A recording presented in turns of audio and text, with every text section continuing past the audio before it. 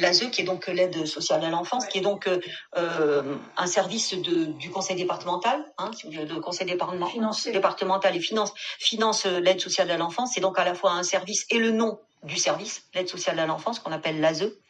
Eh bien, l'ASE a des travailleurs sociaux donc qui sont sur le terrain et fait les rapports sociaux. Et les rapports sociaux ont une influence, et c'est justement ce que je dénonce dans mon livre, qui est énorme, absolument prééminente par rapport à tout ce que va pouvoir dire une famille, tout ce qu'elle va pouvoir prouver, les rapports dont elle va faire état. L'ASE a une parole inscrite sur le marbre, dans le marbre. Et le juge, face à ce que disent les rapports sociaux et ce que dit une famille, le choix est vite fait. Et on constate que sur le plan judiciaire en assistance éducative, c'est-à-dire devant les juges des enfants, ils entérinent à plus de 9 sur 10 les rapports sociaux. C'est véritablement une influence qui est majeure. Les enfants qui sont défendus par un avocat et qui sont... Ah bah oui, on ne peut pas dire ça. Alors, il y a beaucoup de choses à dire sur le fait que les enfants soient assistés par un avocat. Il existe donc dans certains barreaux, les plus gros, une antenne des mineurs où il y a des avocats qui sont voués qui sont dédiés pour défendre les mineurs. C'est l'État qui les paie, donc ils ne dépendent pas des parents.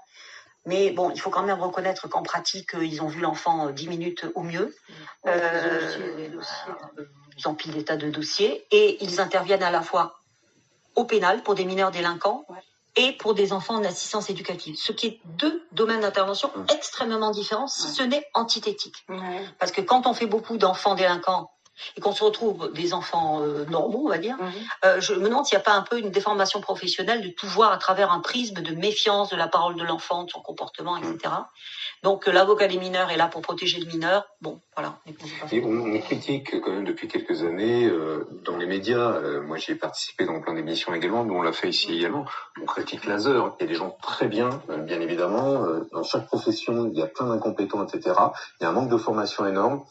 Moi, j'ai accès à quelques dossiers, etc. Mais je suis consterné par la vacuité des propos. Le fait qu'ils ont très peu vu l'enfant, que je passe les fautes d'orthographe, les interprétations multiples, parce que tout est retouché par la suite dans les services.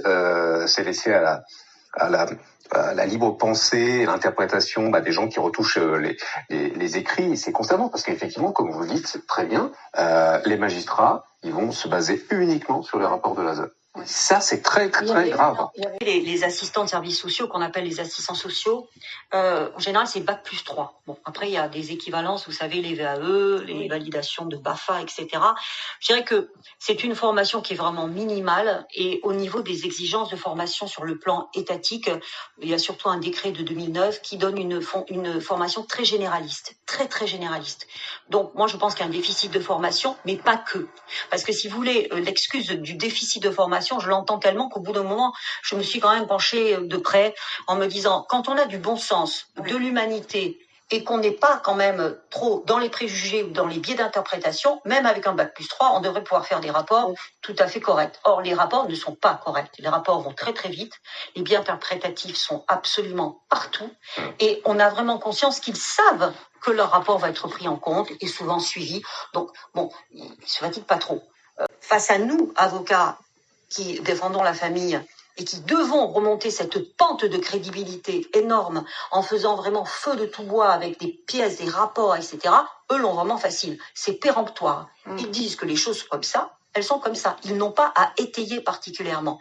Donc, comme ce sont des rapports humains, et que forcément la famille qui est en difficulté ne va pas les accueillir ou avoir des rapports extrêmement cordiaux avec eux, comme il peut y avoir une animosité ou une mésentente ou une méfiance ou les sentiments humains qu'il peut y avoir quand vous sentez que des gens sont là pour vous critiquer ou pour prendre l'enfant, forcément vous n'êtes pas dans les rapports de confiance extraordinaires, eh bien ça donne des rapports, vous pouvez imaginer, comme le disait Pascal, on lit toutes sortes de choses dans les rapports.